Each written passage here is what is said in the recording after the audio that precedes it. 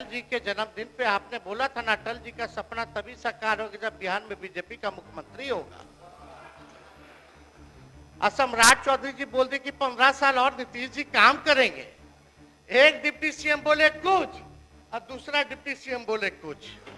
थोड़ा हो गया, अब थोड़ा तालमेल बना करके चलिए।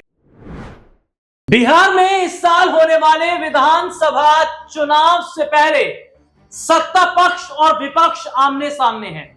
बिहार में इन दिनों विधानसभा का सत्र भी चल रहा है और सत्र में लगातार जोरदार हंगामे भी देखने को मिल रहे हैं।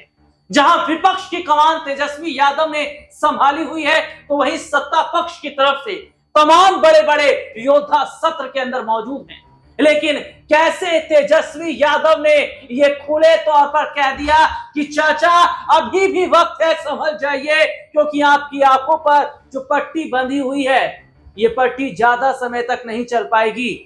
और बिहार के विधानसभा सत्र में कैसे तेजस्वी यादव ने यह कहा कि जो बयान दिया था बिहार के डिप्टी सीएम विजय कुमार सिन्हा ने, वो बयान ऐसे नहीं दिए गए थे। इस बयान के कई मायने हैं। हालांकि बीजेपी ये जरूर कह रही है कि जो चुनाव है वे नीतीश कुमार के चेहरे पर लड़ा जाएगा, लेकिन नीतीश ही सीएम बनेंगे अगर एनडीए की सरकार होगी?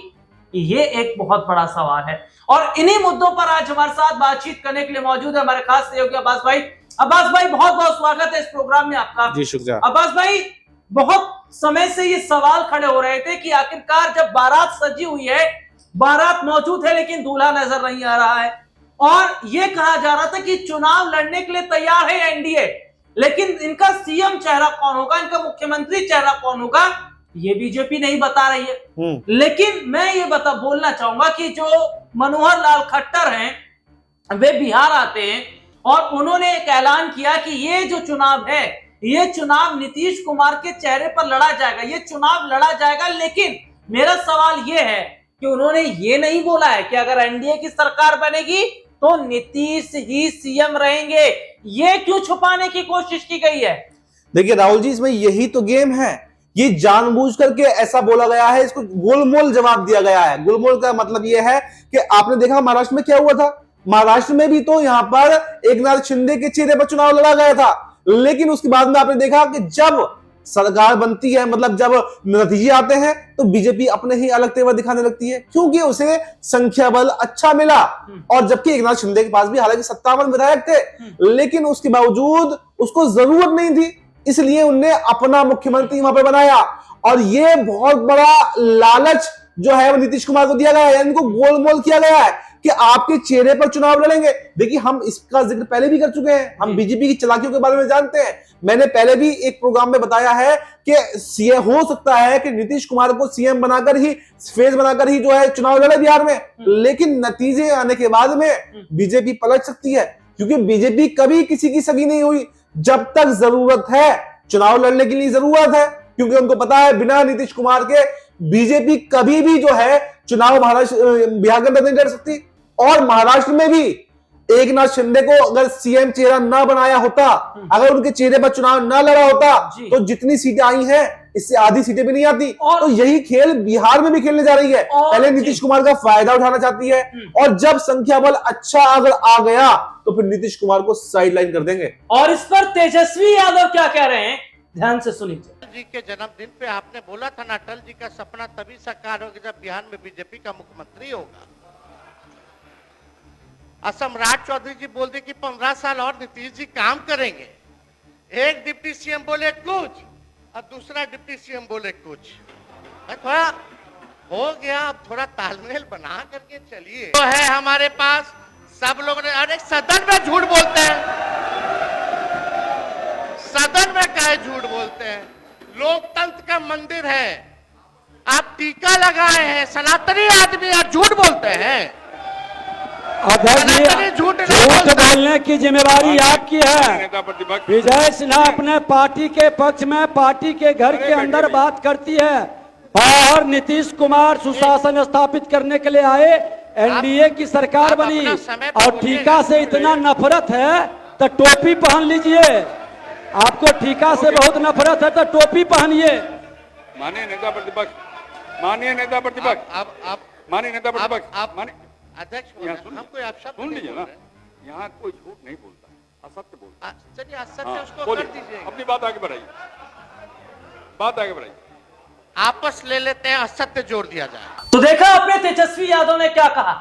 और ऐसे में सबसे बड़ा सवाल यह भी खड़ा हो जाता है कि बिहार में जहां चुनाव से पहले सी वोटर का मैं जिक्र करना चाहूंगा, सी वोटर ने दावा किया है कि 41% जनता तेजस्वी यादव के साथ है और 17-18% जनता नीतीश कुमार को समर्थन कर रही है, जबकि सरकार एनडीए की है। उसके बावजूद सी वोटर अगर इस तरीके की दावे कर रहा है तो इसे झुटलाया नहीं जा सकता, इसमें हेर फेर नहीं बताया जा सकता। लेकिन ऐसे में सवाल ये फिर खड़ा हो जाता है कि अगर नीतीश के चेहरे पर चुनाव लड़ा गया और अगर जेडीयू की कम सीटें आई तो क्या नीतीश सीएम बने रहेंगे फिर भी? और सवाल फिर यह भी बन जाता है कि अगर नीतीश को सीएम चेहरा रखा गया है और नीतीश को एनडीए की सरकार बनने के बाद सीएम कुर्सी नहीं दी जाएगी तो क्या नीतीश का कदम रहेगा? यह मेरा सवाल अब्बास भाई आपसे है। जी बिल्कुल, देखिए नीतीश कुमार का क्या कदम रहेगा, आपने बहुत अच्छा सवाल किया है। लेकिन नीतीश कुमार के पास में फिर ऑप्शन नहीं बचता। अगर सरकार मतलब अभी तक चुनाव से पहले पहले तो उनके पास ऑप्शन है कि वो अपने आप को बचा सकते हैं अगर वो आरजेडी के साथ चले जाते हैं, लेकिन जब सरकार बन जाती है, बहुमत आ जाता है और नीतीश कुमार की कम भागीदारी रहती है, तो जैसे एकनाथ शिंदे के साथ में हुआ, एकनाथ शिंदे के पास में क्या ऑप्शन है आप बताइए? कोई ऑप्शन उनके पास में नहीं बचा। विपक्ष के साथ में जाए वो तब भी उनकी कोई वैल्यू नहीं, बेकार। और सत्ता पक्ष को छोड़ के मतलब विपक्षी गठबंधन में जाए तो भी बेकार, और विरोध में बैठे अकेले तब भी बेकार। और इसलिए उनकी मजबूरी बन गई कि सरकार में जो भी हिस्सेदारी मिल रही है वो लेना है। तो ऐसे ही नीतीश कुमार के साथ में भी ऐसे ही हो जाएगा। नीतीश कुमार अगर आरजेडी के साथ में जाए तब भी बेकार हो जाएंगे, विपक्ष में बैठे तब भी बेकार हो जाएंगे। इसलिए एनडीए के साथ में बने रहना फिर उनकी मजबूरी बन जाएगी। लेकिन अब्बास भाई मेरा फिर सवाल ये है ना कि आप चेहरे पर चुनाव तो लड़ रहे हैं, लेकिन एनडीए की सरकार बनने के बाद आप गारंटी नहीं दे रहे हैं ना कि नीतीश सीएम बनेंगे या नहीं बने रहेंगे।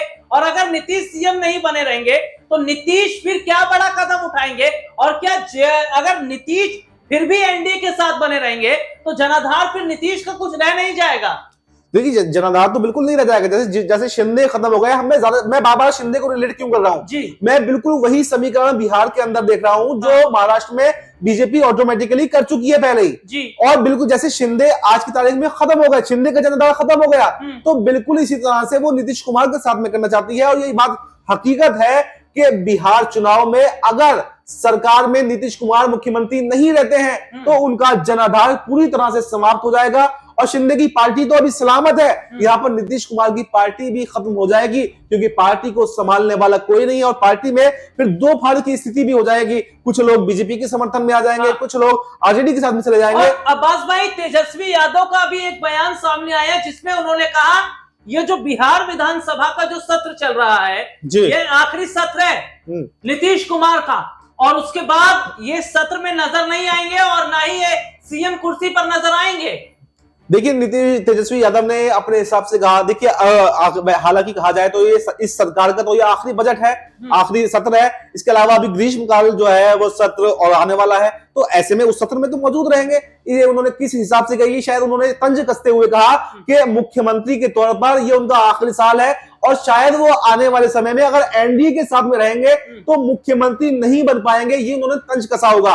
और इसलिए उन्होंने ऑफर भी दिया था पहले कि हमारे साथ में आ जाइए तो आप मुख्यमंत्री बने रहेंगे। तो मुझे ऐसा लगता है कि शायद तंज कसने के तौर पर उन्होंने कहा कि आप बीजेपी के साथ में अपने आप को खत्म कर रहे हैं, अपने आप को किल कर रहे हैं, इसलिए जितनी जल्दी आप जाग जाइए, हमारे साथ में आ जाइए, तो हमारे साथ में आपको सब कुछ मिलेगा, मुख्यमंत्री पद भी मिलेगा, पूरी सरकार में आप रहेंगे। लेकिन बीजेपी जिस तरह से कार्य कर रही है, ये तरह पहले भी तेजस्वी यादव कह चुके हैं कि जेडीयू को तोड़ने की कोशिश बीजेपी कर रही है, और उन्होंने ये तंज कस के दोबारा से उनको ये सचेत करने की कोशिश की है कि अब जाग जाइए, आप आखिर कब तक आप सोते रहेंगे? और अगर आप इस तरह से सोते रहेंगे तो फिर ये आपका आखिरी सत्र होने वाला है मुख्यमंत्री के तौर पर। इसके बाद में आपका कोई भी जनाधार नहीं रह जाएगा। तो ये वाकई देखना होगा। मैं कुछ सवाल छोड़ के जा रहा हूं, मैं चाहूंगा इस पर जनता अपनी राय रखे।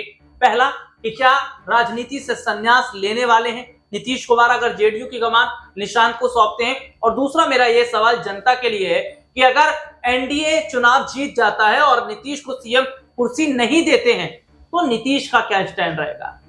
फिलहाल आज के इस प्रोग्राम में इतना ही। आपसे फिर दोबारा मुलाकात होगी, तब तक के लिए इजाजत दीजिए। नमस्कार।